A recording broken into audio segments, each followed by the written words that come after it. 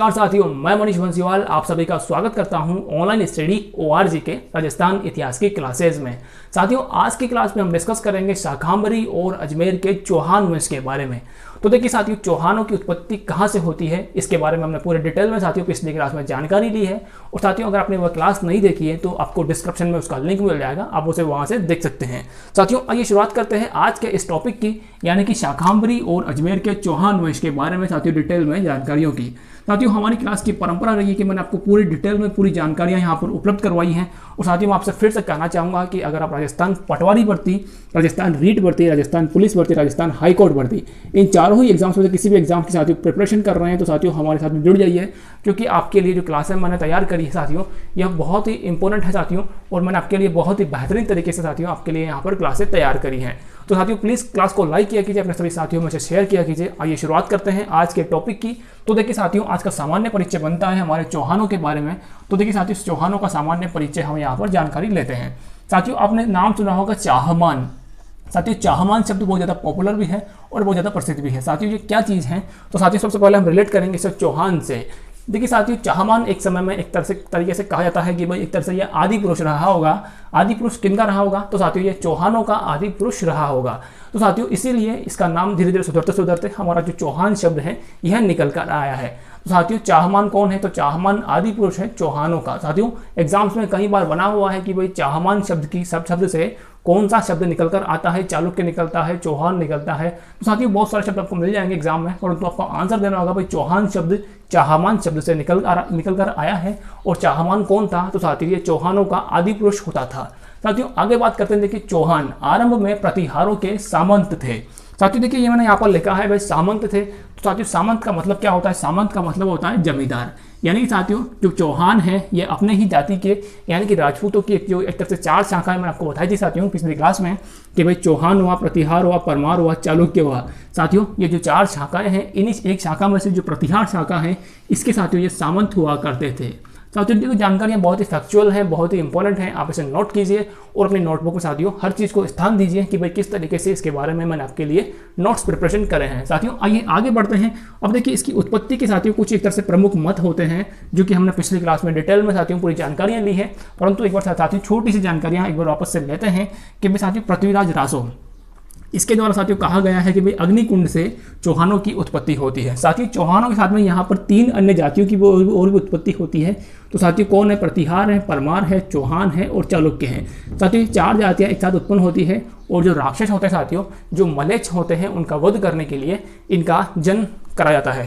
साथियों, आगे बात करते हैं। पृथ्वीराज विजय के द्वारा इसे सूर्यवंशी बताया गया है और हम्मीर महाकाव्यों के अंदर इसे सूर्यवंशी ही बताया गया है। साथियों, चंद्रवंशी बताया गया है आबू शिलालेख के द्वारा। साथियों, आबू शिलालेख का टाइम है 1320 का टाइम साथियों। तो 1320 के इस शिलालेख के अंतर्गत इन्हें चंद्रवंशी की संज्ञा दी गई है। यानी कि साथियों, इनका जन्म जो चंद्रवंशी जो एक तरह से चीज़ें होती हैं, एक तरह से वंश है, उसके द्वारा हुआ है। साथियों, आगे बात होती है कि यहाँ पर बिजोलिया अभिलेख की। तो देखिए साथियों, बिजोलिया अभिलेख में कहा गया है कि भाई इनकी उत्पत्ति ब्राह्मण वंश से हुई है। और साथियों, ब्राह्मण वंश में भी कौन सा वंश? तो वत्स्य गोत्र ब्राह्मण। साथियों, ये सारी क्लासें, सारी जानकारियाँ हमने पिछली क्लास में इसे देखा है, पूरी जानकारी डिटेल में कवर करी है। तो प्लीज़ साथियों, आप डिस्क्रिप्शन में उसका लिंक मिल जाएगा उस क्लास का, आप उसे वहाँ से अवश्य देखिए। साथियों, बहुत ही इंपॉर्टेंट क्लास है, आपके लिए बहुत ही हेल्पफुल होगी चौहानों को या फिर राजपूतों को समझने में। साथियों, कर्नल जेम्स टॉड और डॉक्टर स्मिथ के द्वारा इसे विदेशी बताया गया। साथियों, बहुत सारे मत हैं जो कि हमने पिछली क्लास में कवर किए हैं। एक ऐसा मत भी साथियों आपको देखने को मिलेगा जहां पर चौहानों को शूद्रों की संतान भी बताया गया है। साथियों, वह कौन सा मत है? तो वह मत है परशुराम स्मृति का, आपको वहां पर देखने को मिलेगा साथियों। अब आगे देखते हैं साथियों कि भाई इनकी तरह से कहा जाता है कि भाई चौहानों का मूल स्थान जांगल देश में शाकंभरी के पास सपाद लक्ष्य था। यानी कि साथियों, सपाद लक्ष्य इनका एक तरह से मूल स्थान हुआ करता था। अब देखिए, एक तरह से ये क्षेत्र है जांगल क्षेत्र साथियों, इसके अंतर्गत सपाद लक्ष्य एक नाम का क्षेत्र है। साथियों, यहाँ एक तरह से यह क्षेत्र इनका मूल स्थान था। यानी कि साथियों, यहाँ पर इसकी उत्पत्ति जो एक तरह से इनकी उत्पत्ति होती है, आप कह सकते हैं, या फिर ये हो सकता है कि इनकी स्थापना होती है। इनका जो कबीला होता था तत्काल में, वो यहाँ पर निवास करता था। सपाद लक्ष्य साथियों इंपॉर्टेंट वर्ड है, आप इसे नोट कीजिए। सपाद लक्ष्य से साथियों मतलब निकलता है कि भाई जो 1.25 लाख गाँवों का समूह है। 1.25 लाख गाँवों का समूह साथियों, इसको नोट कीजिएगा भाई, 1.25 लाख गाँवों का समूह जो कि सपाद लक्ष्य साथियों बना है। साथियों अब आगे रिलेट करते हैं कि भाई यहाँ की जो राजधानी थी साथियों इनकी तत्काल में सबसे पहले, तो वह थी अहछत्रीपुर। साथियों अहछत्रीपुर कौन सा है, तो यह वर्तमान का जो नागौर क्षेत्र है यह इनकी राजधानी हुआ करता था। साथियों यहाँ पर आपको देखने को मिलेगा कि जहाँ पर इनकी इसके वंश की स्थापना होती है वहाँ पर हमारे को देखने को मिलता है कि भाई शाकंभरी माता साथियों राजस्थान की एक प्रमुख माता है। और साथियों एक तरह से कह सकते हैं कि भाई यह जो चौहानों की कुलदेवी भी मानी जाती है। साथियों ये कुलदेवी तो नहीं है परंतु फिर भी एक तरह से इनका ही एक रूप है आशापुरा माता, जो कि साथियों गुजरात के भड़ोच में स्थित है। उनका मंदिर वहाँ पर बनवाया गया है, तो वह इन्हीं का रूप है साथियों, इसीलिए एक तरह से इन्हें भी आप कह सकते हैं कि भाई चौहानों की कुलदेवी है। तो साथियों शाकंभरी माता इसे कहा गया है कि भाई तीर्थों की नानी और तीर्थों की तीर्थयानी देवी। तो साथियों दो नाम हमें देखने को मिलते हैं, इनके उपनाम है और बहुत ही इंपॉर्टेंट उपनाम साथियों एग्जाम में ये बनते हैं कि भाई ये कहाँ पर स्थित है।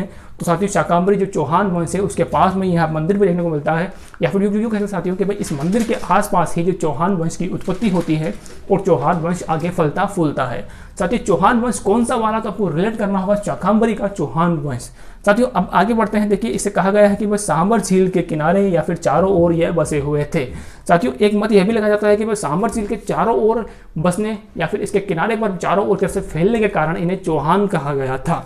साथियों देखिए यहाँ पर जो एक तरह से मान्यताएं थी, जो मत थे, मैंने आपको पूरे डिटेल में यहाँ पर डिस्कस कर रहे हैं। तो साथियों प्लीज़ अगर आपको ये बेहतरीन लगे हैं पूरे मत, जो सारी जानकारियाँ मैंने आपको हाल में मैंने उपलब्ध करवाई हैं, तो साथियों क्लास को लाइक कीजिए, अपने सभी साथियों में से शेयर अवश्य कीजिए। साथियों आइए शुरुआत करते हैं आज के इस वंश के बारे में। तो देखिए वासुदेव साथियों इस वंश का कौन है, तो साथियों डिटेल में जारी जानकारियां हम यहाँ पर प्राप्त करेंगे कि भाई वासुदेव इस वंश का संस्थापक है। साथियों देखिए मैंने आपको लिखा है कि भाई शाकंभरी चौहान वंश का संस्थापक है वासुदेव। और साथियों आपको पता है कि भाई इसकी स्थापना कब करी गई थी, साथियों 551 ईस्वी में इसकी स्थापना करी जाती है। किसके द्वारा करी जाती है, तो साथियों वासुदेव के द्वारा करी जाती है। साथियों वासुदेव को आप कह सकते हैं कि भाई ये इस वंश का आदि पुरुष था।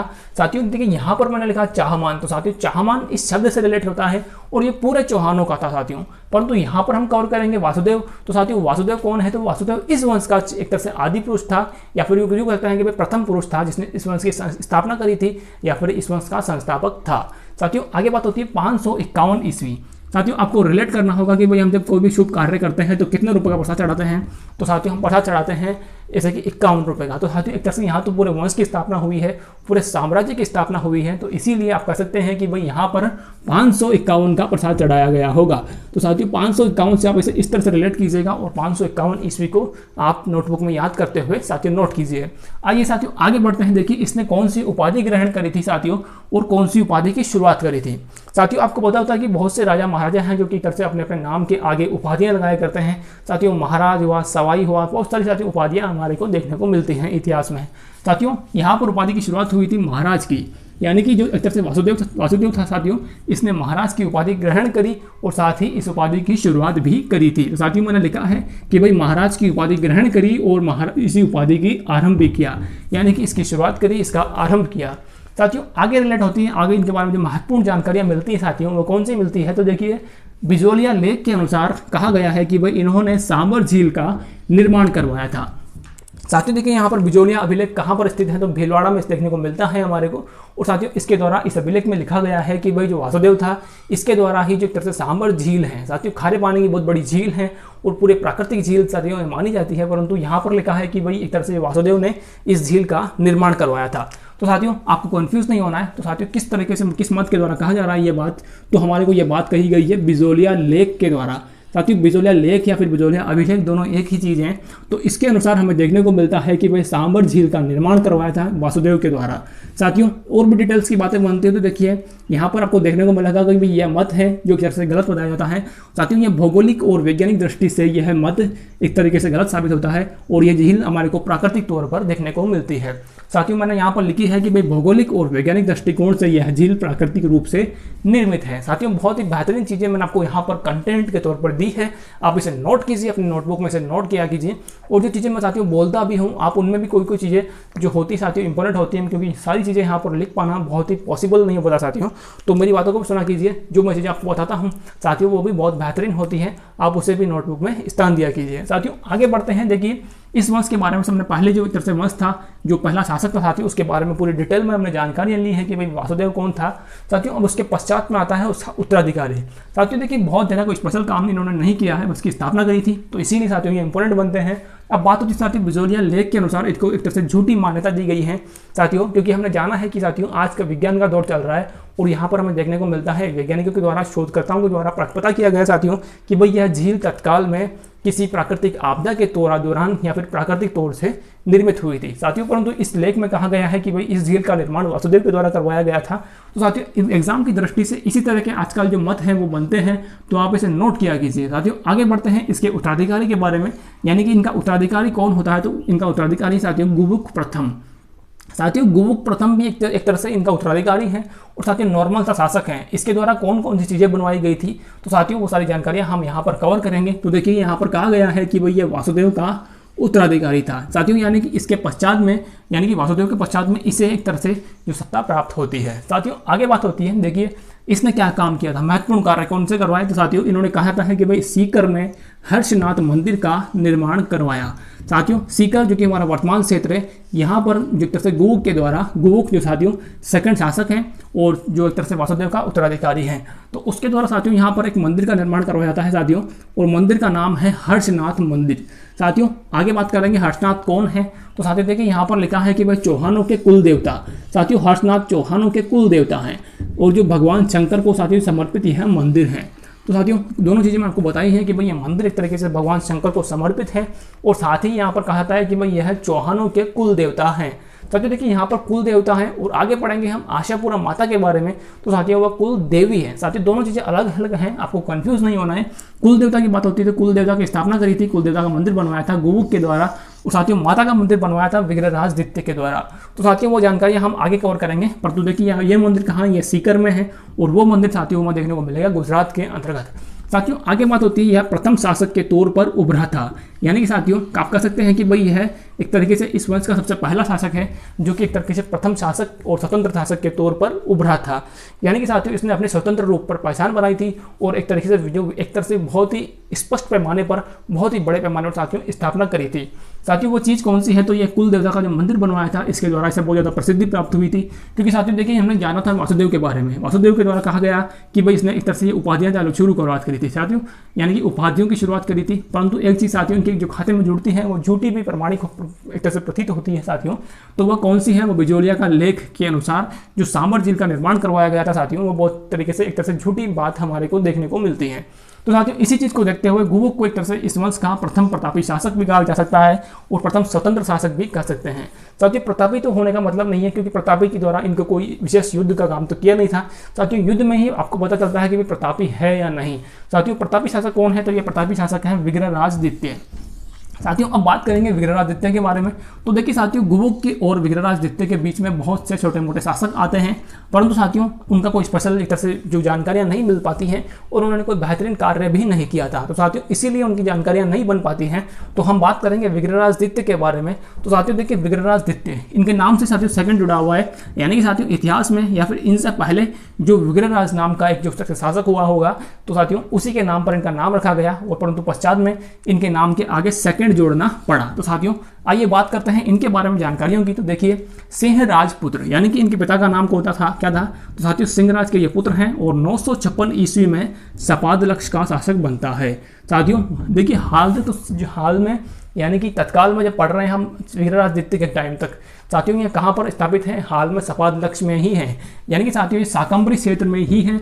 अब साथियों कुछ समय पश्चात में जब अगले शासक के बारे में बात करेंगे तो वो पहुंचेंगे हम अजमेर के अंतर्गत साथियों, ठीक है। यानी कि वहाँ से शाखा जाती है या फिर वहाँ से इनकी राजधानी ट्रांसफर होती है और वो पहुँचती है साथियों अजमेर में। साथियों वो चीज़ें आगे पढ़ लेंगे, परंतु अभी वर्तमान में नोट कीजिएगा कि भाई एक तरह से जो 956 ईस्वी में सपादलक्ष का शासक बनता है साथियों।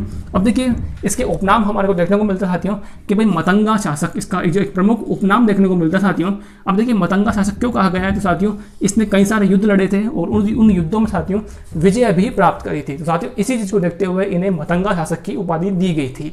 साथियों आगे बात होती थी कि यहाँ पर लिखा है कि भाई विग्रहराज द्वितीय के काल की जानकारी साथियों हमें मिलती है 973 ईस्वी के हर्षनाथ अभिलेख से। साथियों हर्षनाथ अभिलेख कौन सा है? तो यह वही अभिलेख है जो कि भाई गुबुक के द्वारा मंदिर बनवाया गया था साथियों, हर्षनाथ का मंदिर। और कहाँ पर बनवाया गया था? तो सीकर में बनवाया गया था। साथियों इसी सीकर में स्थापित मंदिर की दीवार पर हमें देखने को मिलता है हर्षनाथ अभिलेख। तो साथियों हर्षनाथ अभिलेख को आप वहाँ से रिलेट कीजिएगा कि भाई सीकर में जो हर्षनाथ का मंदिर है उसी की दीवार पर हमारे को ये देखने को मिलता है। और साथियों हर्षनाथ कौन है? तो ये चौहान वंश के कुल देवता हैं। साथियों सारी चीज़ों को आप बेहतरीन तरीके से समझिए। मैंने आपको पूरी ढंग से पूरी डिटेल में एक तरह से एक कहानी के तौर पर सारी चीज़ें मैं आपके लिए लेकर आया हूँ साथियों।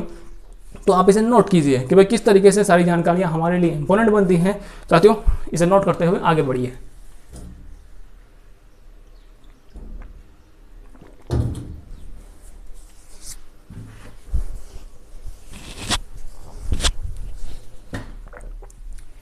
साथियों आगे बढ़ते हैं और देखते हैं भाई अन्य जानकारियां हमारे लिए इस शासक के द्वारा कौन कौन सी बनती है। तो साथियों अब आगे बात होती है कि भाई गुजरात के चालुक्य शासक मूलराज।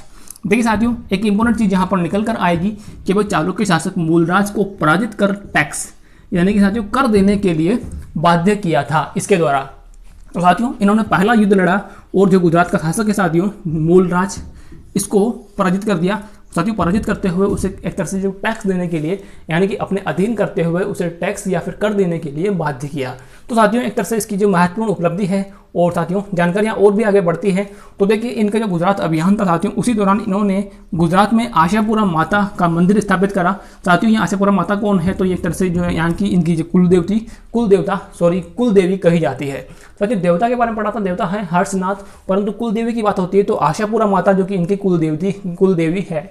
साथियों कहाँ पर इनका मंदिर है? तो इनका मंदिर देखने को मिलता है साथियों भड़ोच गुजरात में।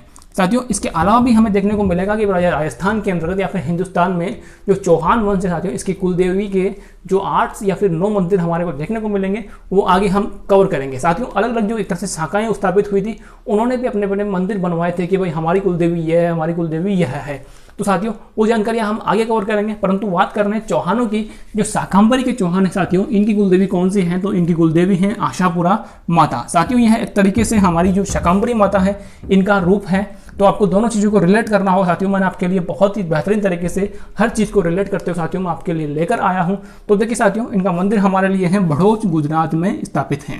साथियों यह चौहान वंश का प्रथम प्रतापी शासक के रूप में भी उभरा था। यानी कि साथियों ये चौहान वंश का प्रथम प्रतापी शासक बना था और एक तरीके से आप कह सकते हैं कि भाई ये चौहान वंश का पहला शासक था जिसने युद्ध का कामकाज भी किया, युद्ध भी लड़े थे और एक तरीके से इसको प्रतापी शासक की उपाधि प्राप्त हुई थी।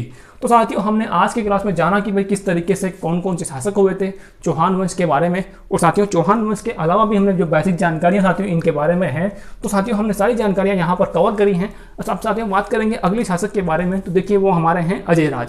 साथियों अब शुरुआत होगी विशेष जानकारियों की, स्पेशल जानकारियों की। देखिए अभी तक तो हम यहाँ पर शाकंभरी में हैं, परंतु अब हमें पहुंचना होगा अजमेर में। साथियों अजमेर में किस तरीके से हमारे लिए परिस्थितियां उत्पन्न होगी, कौन कौन सी चीज़ें जो कि स्पेशल बनती हैं अजमेर से, तो सारी जानकारियां हम यहाँ पर कवर करेंगे। साथियों आप इसकी स्क्रीनशॉट लीजिए और मिलते हैं थोड़ा सा आगे 1 मिनट के लिए।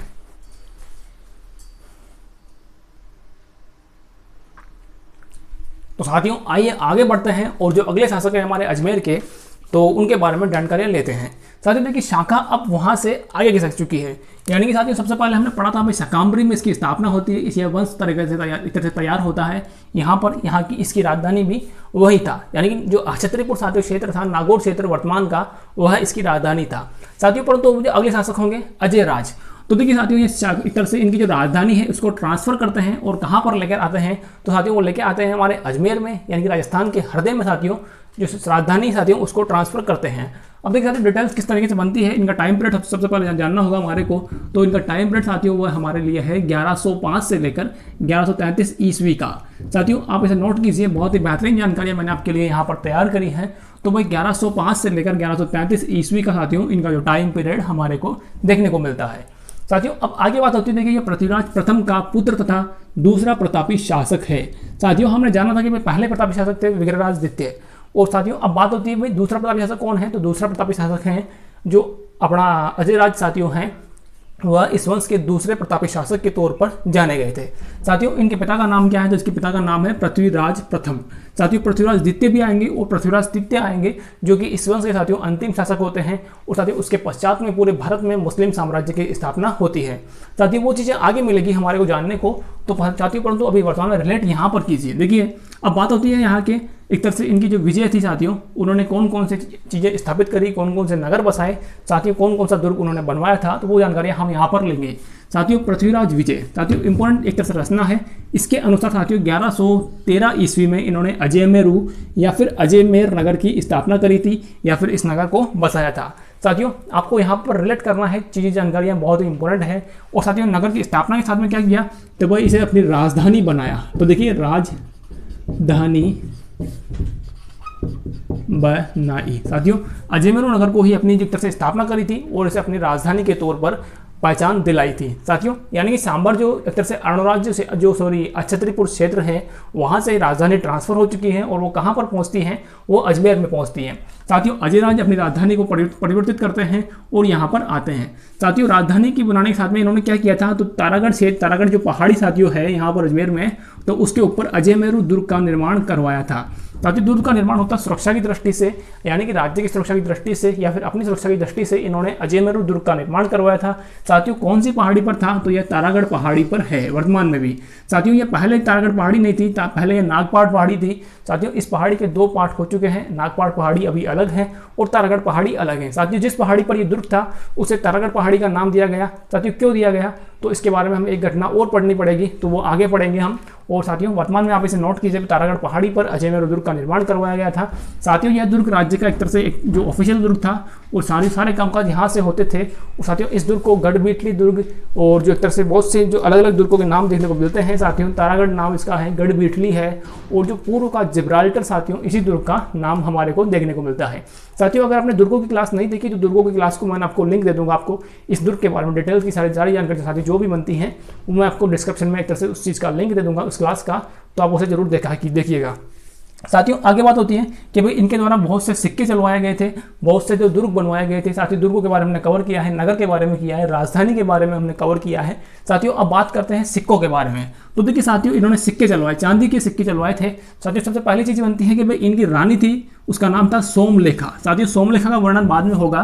तो साथियों आप ही देखिए अजय प्रियदर्शम, इन्होंने अजय प्रियदर्शम नाम से चांदी के सिक्के चलवाए। साथ ही साथियों जो चांदी के सिक्के तो चलवाए बहुत बढ़िया बात है, परंतु उन सिक्कों के ऊपर साथियों खुद को अजय देव के नाम से या फिर अजय देव के रूप में प्रतिष्ठित किया, यानी कि साथियों अजमेर के देवता के नाम से, देखिए श्री अजयदेव के नाम के रूप में एक तरह से खुद को पहचान दिलवाई साथियों। यहाँ पर श्री अजयदेव का मतलब है कि भाई अजमेर के देवता के तौर पर खुद को पहचान दिलवाई थी इन्होंने साथियों। कौन है, तो अजयराज के द्वारा चांदी के सिक्के चलवाए गए थे साथियों। किस नाम से चलवाए, तो अजय प्रियदर्शम के नाम से। साथियों उस पर सिक्कों के ऊपर उन्होंने खुद को एक तरीके से अजमेर के देवता तो श्री अजयदेव के नाम से या फिर के रूप में प्रतिष्ठित किया था साथियों। मैंने आगे बताया था भाई इनकी रानी सोमलेखा है, तो साथियों सोमलेखा के भी सिक्के हमें देखने को मिलते हैं यहाँ पर।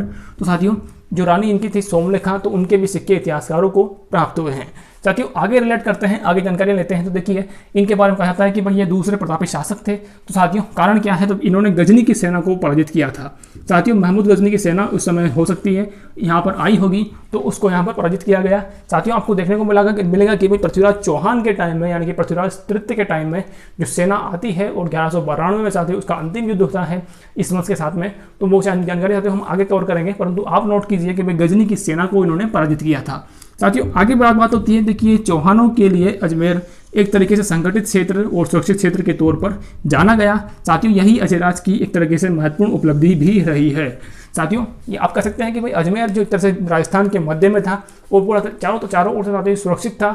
इसका दुर्ग भी कहाँ पर है, तो दुर्ग एक तरह से तारागढ़ पहाड़ी पर बना हुआ है साथियों। बहुत ही बेहतरीन दुर्ग है और सुरक्षा की दृष्टि से साथियों बहुत ही इंपॉर्टेंट चीज़ भी है। तो साथियों इसी चीज़ को देखते हुए ये चौहानों के लिए एक तरीके से बहुत ही बेहतरीन स्थान था, बहुत ही सुरक्षित था साथियों। तो देखिए अजयराज की यह महत्वपूर्ण उपलब्धि है कि भाई इसने एक तरीके से जो चौहानों की राजधानी थी साथियों उसको सुरक्षित क्षेत्र में स्थापित करवाया, जिसके ऊपर साथियों बहुत ही एक तरीके से अगर आक्रमण होता है तो वो बहुत ही मुश्किल से साथियों कोई आक्रमण कर पाता था। तो साथियों यह इनकी एक तरह से महत्वपूर्ण उपलब्धि होती है। तो साथियों क्लास को समाप्त करते हैं और आज की क्लास मुझे लगता है आपको बहुत ही बेहतरीन लगी होगी। तो साथियों प्लीज़ क्लास को लाइक कीजिए, अपने सभी साथियों में से शेयर कीजिए और साथियों क्लास को लाइक किया कीजिए ताकि क्लास को साथियों दूसरे के और अपने सभी साथियों में शेयर किया कीजिए, ताकि हमारी जो क्लास की जो एक तरह रीच है जो वीडियो की रीच है साथियों, चैनल की रीच है वो ज़्यादा बढ़ सके। तो प्लीज़ मिलते हैं अगली क्लास में। धन्यवाद साथियों। और अगली क्लास में जानकारी लेंगे जो अन्य जो शासकों हैं इस वंश के बारे में, अन्य जो बड़े बड़े शासक हैं साथियों जिन्होंने महत्वपूर्ण कार्य किए हैं उनके बारे में हम पूरी जानकारी साथियों डिटेल में यहाँ जिस तरीके से हमने आज प्राप्त करी है वो अगली क्लास में भी प्राप्त करेंगे साथियों। धन्यवाद, मिलते हैं अगली क्लास में।